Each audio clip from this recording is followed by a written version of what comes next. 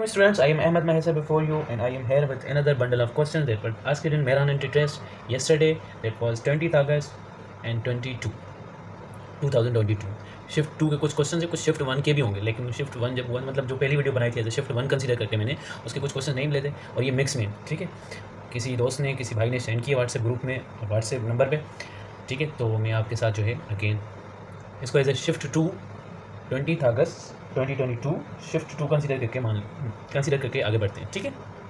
तो उसके कुछ 17 to 18 क्वेश्चन इसके भी होंगे और वो इंशाल्लाह मैं अभी आपके साथ डिस्कस करने वाला हूँ, ठीक है। चलिए स्टार्ट करते हैं। सबसे पहले रूट्स ऑफ इक्वेशन। अब रूट्स निकालना किसको नहीं आते? फैक्टर मेथड से। सबसे पहले फैक्टर मेथड ट्राई करते हैं, जो कि एक्चुअली में जो आसान होता है सबसे, ठीक है। क्या करते हैं? सबसे पहले इसको रीअरेंज करते हैं। रीअरेंज करने में 3x² - 7x + 2 हो गया। अब इसकी फैक्टर्स बाहर वालों का जो मल्टीप्लिकेशन आ रही है, बाहर वालों का जो प्रोडक्ट आ रहा है, x² का कोएफिशिएंट और कांस्टेंट का प्रोडक्ट जो आ रहा है वो 6 आ रहा है। मिडिल टर्म को ऐसे ब्रेक करेंगे ताकि उसके टर्म्स का जो प्रोडक्ट आ रहा है उसके कोएफिशिएंट्स का प्रोडक्ट वो भी 6 बने। तो उसके जो होंगे 3x² - 6x - x, -7x को लिख सकता हूँ -6x - x, और इनके कोएफिशिएंट का जो प्रोडक्ट है -1 × -6 जो कि इनके आउटर प्रोडक्ट के बराबर है। तो ये इसके फैक्टर्स हैं। +2 = 0। 3 कॉमन निकाल, 3x common, x - 2 -1 common, x - 2। सीधा सीधा दिखाई रहा है, x = 2 होना चाहिए, या फिर 3x - 1 = 0, -1 उस साइड चला जाए, x = 1/3 इज आवर आंसर। ये रूट्स हैं दो। उसके बाद ये डिटर्मिनेंट था, उसका आंसर बताना था कि इस डिटर्मिनेंट का आंसर क्या होगा। सीधा सीधा तो दिखाई नहीं जाता, मतलब सॉरी, सीधा सीधा तो दिख नहीं रहा कि ये इसमें जो है 2 रोज या 2 कॉलम या कुछ भी हो रहा है, कुछ नहीं अभी दिखाई दे रहा। लेकिन हमें पता है कि हम किसी भी रो या किसी भी कॉलम में से कोई नंबर डायरेक्ट कॉमन करके बाहर रख सकते हैं।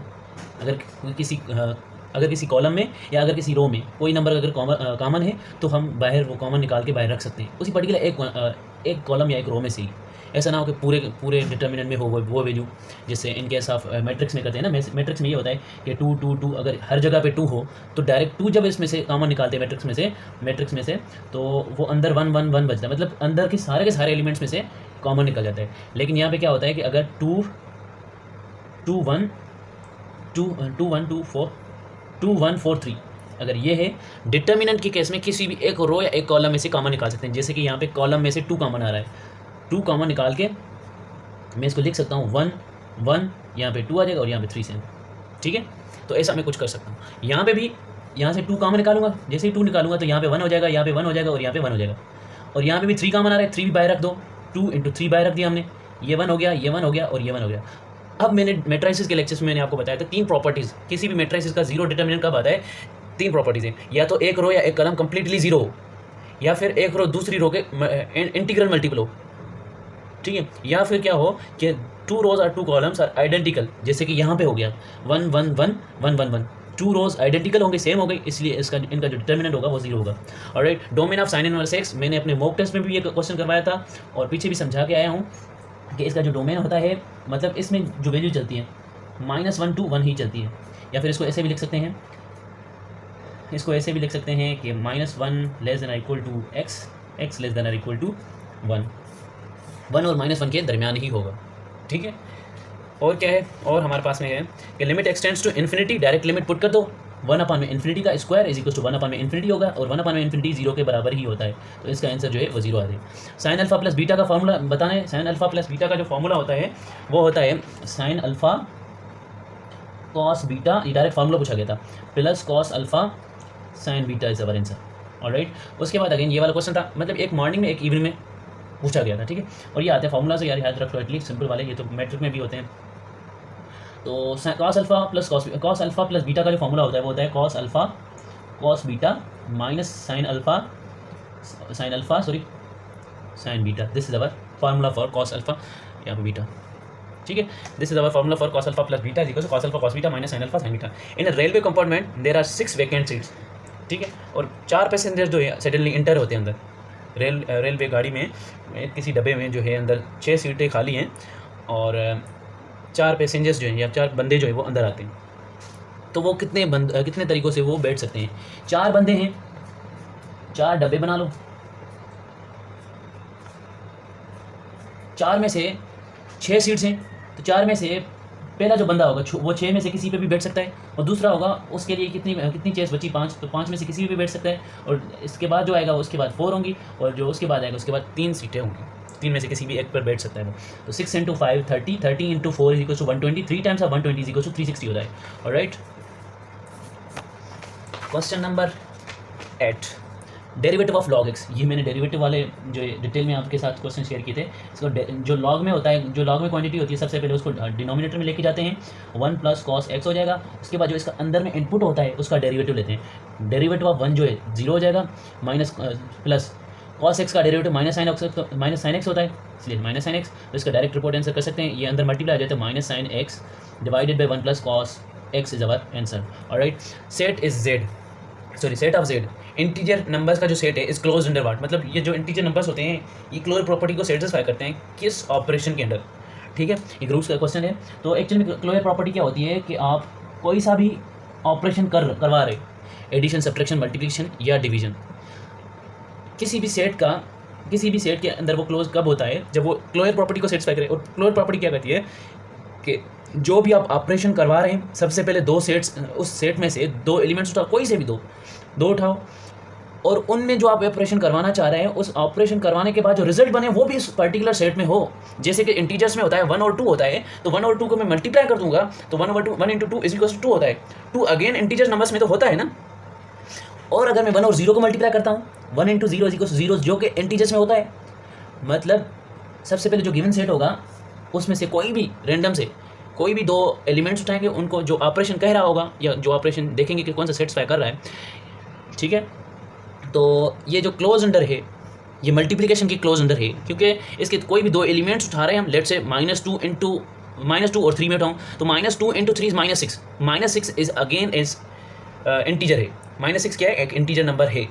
मतलब कोई से भी रैंडम A, B लेट से जो कि बिलोंग कर रहे हो इंटीजर से, मैं रैंडम नंबर्स उठा लिए, उनके दरमियान स्टार कर दिया, मतलब A*B, कोई भी ऑपरेशन कर दिया, और जो भी रिजल्ट आए लेट से C, वो भी Z में होनी चाहिए, ठीक है। अभी क्योंकि मल्टीप्लिकेशन मैंने करवाई तो ये मल्टीप्लिकेशन प्रॉपर्टी को सेटिस्फाई कर रहा है। उसके बाद अगर मैं एडिशन प्रॉपर्टी को सेटिस्फाई करवाऊँ under closure property, under close under, ये close Z is close under multiplication हो गया। क्या ये क्लोज अंडर एडिशन भी है? कोई से भी 2 एलिमेंट्स उठाओ, उनको ऐड करो, आप खुद से सोचो, जितने भी जो भी नंबर्स उठाओ इंटीजर्स के, उन सबको ऐड करेंगे तो अगेन आपको जो भी रिजल्ट जनरेट होती हुई मिलेगी वो अगेन जो है कोई से भी, लेट से D रिजल्ट है आपका, वो अगेन इस इंटीजर में से ही होगी। इसी तरह सब्ट्रैक्शन भी करेंगे किसी भी 2 का, तो उसका रिजल्ट लेट से E, वो भी अगेन Z में ही होगा, Z में ही लाई कर रहा होगा, ठीक है। उसके बाद ये क्वेश्चन आता है कि if alpha, beta, gamma are the angles of a triangle such that alpha की वैल्यू ये है, बीटा की वैल्यू ये है और गामा की वैल्यू ये है, तो एक्स की वैल्यू क्या होनी चाहिए। सबको पता है, बच्चा जानता है कि अल्फा, बीटा और गामा जे अगर एंगल्स ऑफ ट्रायंगल से, तो sum of all angles of triangle alpha plus beta plus gamma ये 180 के बराबर होता है, 180 डिग्रीज। और अल्फा की वैल्यू है 3x + 30, बीटा की वैल्यू है, ये भी ऐड कर दो 5x - 30, और गामा की वैल्यू है 2x, ये 180 के बराबर है। -30 + 30 कैंसिल, 2x 5x 2x, तो 3x 2x 5x 5x 5x 10x = 180, ठीक है। 10x = 180, 0 0 में कैंसिल, x = 18 होगा तब जब, अब इसमें से पुट करके देखेंगे ना, x की जगह यहाँ पे वैल्यू आप पुट करके देखेंगे, आप खुद से करके देखें। अल्फा की वैल्यू जो भी, मतलब 18 पुट करेंगे, जो भी वैल्यू जनरेट होती हुई मिलेगी, लेट से a जनरेट हुई, और ये वैल्यू x इधर भी पुट करेंगे तो जो भी वैल्यू जनरेट होती हुई मिलेगी। लेट से मैं अल्फा में पुट करता हूँ, अल्फा में 3 × x, 3 टाइम्स ऑफ 18 इज 54, 54 + 30 = 84 हो जाएगा। और बीटा में जब मैं पुट करूँगा, बीटा में जब मैं वैल्यू पुट करूँगा तो बीटा क्या है 5x, मतलब 5 टाइम्स ऑफ 18, 5 टाइम्स ऑफ 18 = 90 होता है। 90 - 30 जो बीटा हो गया हमारे पास, वो क्या हो गया 60। अगर 2 वैल्यूज मिल गई, तीसरा हमें पता होना चाहिए कि क्या होना चाहिए इनके सम का। और भी x पता है, तीसरी एंगल जो है वो गामा है, गामा = 2x, 2 × 18 = 36, मतलब जो थर्ड एंगल है गामा वो 36 होगी। और इन तीनों का सम देखो, खुद ही देखो 180 हो रहा है, ठीक है। और क्या क्वेश्चन हो सकता है, if n(n-1), if general term या nth term of any sequence, random sequence is first 4 terms, then what will be the sequence. अच्छा, सीक्वेंस क्या होती है, it is a function. Sequence ऐसा फंक्शन है जिसका जो डोमेन होता है, वो नेचुरल नंबर होता है। मतलब जब भी हम वैल्यूज पुट करते जाएंगे तो 1 2 3 4 इस तरह पुट करते जाएंगे, ऐसा नहीं आप होल नंबर्स 0 1 2 पुट करें, क्योंकि इसका जो डोमेन होता है वो नेचुरल नंबर्स होता है। और हाँ, आउटपुट अगरचे रियल कोई वैल्यू मिल रहा है, आउटपुट तो वो एक रियल सीक्वेंस कहलाती है, और अगर चाहे आउटपुट कोई कॉम्प्लेक्स नंबर मिल रहा है तो वो कॉम्प्लेक्स या इमेजिनरी सीक्वेंस कहलाती है। लेकिन यहाँ पे रियल नंबर का सोचेंगे पहले, तो यहाँ पे 1 जब पुट कर रहे हैं, क्या कह रहा है कि ये जनरेटर में तो फर्स्ट 4 टर्म्स कौन से होंगे, 1 पुट करने पे फर्स्ट टर्म मिलेगा, n की जगह 1 पुट कर रहे हैं तो 1 into 1 minus n, 1 into 1 minus 1 जो कि 0 हो जाएगा, तो फर्स्ट टर्म जो है वो 0 है। जब 2 पुट करेंगे तो 2 इंटू 2 माइनस 1 जो है 1 जनरेट होता है वो मिलेगा, डिवाइडेड बाई 2, 2 से कैंसिल होकर ये 1 बनेगा। और उसके बाद थर्ड टर्म n की वैल्यू 3 पुट करेंगे, तो यहाँ पे 3 पुट किया, 3 माइनस 1 2, वो 2 इस वाले 2 से कैंसिल, 3 आंसर आ रहा है। उसके बाद फोर्थ टर्म के लिए n की जगह 4 पुट करेंगे तो 4 इंटू 3 डिवाइडेड बाई 2, 2 ये 6 हो रहा है जनरेट। इसका मतलब first 4 terms of this sequence which general term is this is 0 1 3 and 6। If F of x is equal to 2x, x की जगह x ही है तो x की जगह जब इसने 2 पुट किया है तो आपने भी उस वाले में जो है x की जगह 2 पुट कर देना है। ये देखो x की जगह आ गया, तो आप इसमें भी x की जगह कोई वो वाली वैल्यू पुट कर दें, 2 इंटू 2 इज इक्वल टू 4 आ रहा है। अगर एफ ऑफ एक्स 2x के बराबर है तो एफ ऑफ 2 जो है वो उसमें एक्चुअली x की जगह पुट ही कर दो, तो 2 इंटू 2 4 हो जाएगा। If 2 coins are tossed simultaneously then what is the probability of exactly one head, exact one head आ जाए। ठीक है, टोटल जब एक कॉइन को 2 टाइम्स या 2 कॉइन्स को एक दफ़ा टॉस करते हैं तो जो पॉसिबिलिटी आती है वो 2 की पावर n, यानी कि 2 टाइम्स टॉस किया है तो 2 स्क्वायर आ जाता है। जो टोटल पॉसिबिलिटी है वो तो 4 है ही, डिनोमिनेटर में 4 वैल्यू आ गई। उसके बाद क्या करें, what is the probability of exactly one head, exact one head हो, मतलब जो टोटल 4 पॉसिबिलिटीज कौन सी होती हैं, या तो हेड आ जाए, या तो टेल आ जाए, या तो हेड टेल आ जाए, या तो टेल हेड आ जाए। एग्जैक्टली जिसमें बना रहा हो, ऐसा नहीं कि एटलीस्ट या एटमोस्ट मतलब ज़्यादा से ज़्यादा कम से कम नहीं, एग्जैक्ट सिर्फ 1 वाले चाहिए। तो यहाँ पे 1 हेड आ रहा है, यहाँ पे 1 हेड आ रहा है, टोटल 4 पॉसिबिलिटीज थी, उनमें से 2 ऐसे हैं जिनमें एग्जैक्टली हेड आ रहा है, तो 2 4 divided by 2 divided by 4 is equal to 1/2 इसका आंसर है। Alright, question number 14। Question number 14 क्या है कि roots of this equation, again roots, ठीक है, x square minus 2x minus x plus 2 is equal to 0, x common x minus 2 is equal to minus 1 जब common निकालें तो x minus 2 is equal to 0, x is equal to 1 और x is equal to 2 हमारे पास में answer से। Alpha beta जो है, alpha plus beta is equal to 2 है, अल्फा बीटा 1 के बराबर है, तो अल्फा स्क्वायर बीटा स्क्वायर किसके बराबर है, हमें पता है कि alpha plus beta whole square जो होता है, alpha plus beta whole square जो होता है वो alpha square plus beta square plus 2 alpha beta के बराबर होता है। ये वाली क्वांटिटी पूछ रहा है और ये वाली गिवन है, ये वाली गिवन है, इधर लेके आओ, alpha square plus beta square is equal to alpha plus beta whole square, alpha plus beta whole square, ये वैसे फार्मूला याद रख लो, डायरेक्ट भी मैं रख सकता था, लेकिन आपको दिखा रहा हूँ कि एक्चुअली में हो कैसे रहा है। ये 2 alpha beta, alpha plus beta की जो वैल्यू है वो 2 है, 2 का स्क्वायर कर दो, माइनस 2 अल्फा बीटा की वैल्यू 1 है, 2 इंटू 1, 2 का square 4, 4 minus 2 is equal to 2 answer generate होता है वो मिला, मतलब alpha square plus beta square is equal to 2। Alright, ये वाला एक वेक्टर्स का क्वेश्चन है। अच्छा, एक्चुअली में यहाँ पे क्रॉस था 2 cross 4j, 2i cross 4j, इनका जो रिजल्ट होता है, मतलब इनका डिटर्मिनेंट निकालेंगे तो उसके हिसाब से इसका रिजल्ट, मतलब इसको डायरेक्ट मल्टीप्लाई भी कर सकते हैं, 2 इंटू 4 इज इक्वल टू 8 आता है। और i क्रॉस j इनका जो रिजल्ट आएगा वो k के टर्म्स में आएगा, तो 8k इसका आंसर आएगा। और 8k का k के साथ डॉट लेंगे तो दोनों का डायरेक्शन सेम होता है, डॉट प्रोडक्ट जब एंगल 0 होती है तो डायरेक्ट मल्टीप्लाई कर देते हैं, तो ए बी कॉस थीटा, और इसका जो कोएफिशिएंट है वो 1 है, इसलिए 1 इंटू 8 जो है 1 इंटू 8 हो जाएगा। ठीक है, डॉट प्रोडक्ट में क्या करते हैं, डायरेक्ट कोएफिशिएंट को मल्टीप्लाई करके वो आंसर निकाल लेते हैं कोएफिशिएंट्स वाला।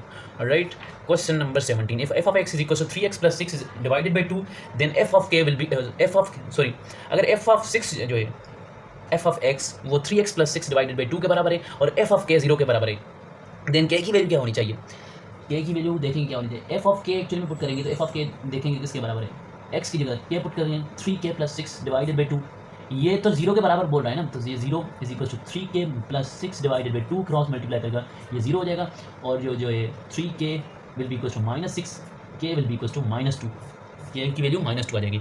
The set of all the non zero rational numbers in group under what, group क्या होता है एक्चुअली में कि आपका मोनोइड भी हो, सेमी ग्रुप भी हो और ग्रुपॉइड भी हो, मतलब ग्रुपॉइड भी हो, सेमी ग्रुप भी हो और मोनोइड भी हो। ठीक है, और उसके बाद इनवर्स लॉ को भी सेटिस्फाई करे, that will be called age group. अब मल्टीप्लिकेशन में आप देखें तो ये जो 0 है, अगर 0 होता है मतलब 0 इंक्लूड करते हैं इसमें, क्योंकि रेशनल नंबर्स में 0 आ जाता है, फिर तो ये जो है ग्रुप नहीं होता, फिर तो ये मोनोइड होता under multiplication. But this is group under multiplication if there is no zero. Why not zero, zero के अलावा क्यों, क्योंकि जीरो का जो इन्वर्स होता है 1/0 इन्फिनिटी हो जाए, 2/0 इन्फिनिटी हो जाए, मतलब अनडिफाइंड हो जाता है, जो कि एग्जिस्ट नहीं करता, फिर तो ये जो क्लोयर प्रॉपर्टी को सेटिस्फाई फिर नहीं कर सकेगा।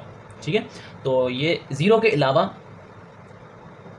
रेशनल नंबर जो है वो ज़ीरो के अलावा अंडर मल्टीप्लिकेशन ग्रुप है, ठीक है, मतलब यहाँ पे अंडर मल्टीप्लिकेशन आंसर हमारा सही है, ठीक है। बेस्ट ऑफ लक, अल्लाह हाफिज़।